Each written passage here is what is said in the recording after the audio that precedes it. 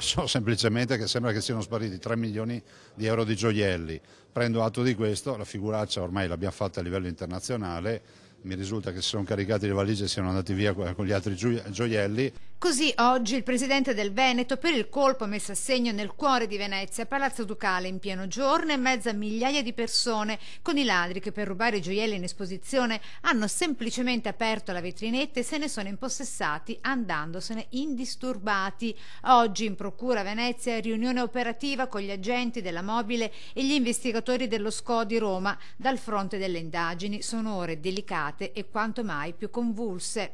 Spero che le forze dell'ordine adesso garantiscano la giustizia questi malavitosi, perché comunque mi dà l'idea di essere stati molto efficienti nella loro professionalità, dei ladri veri.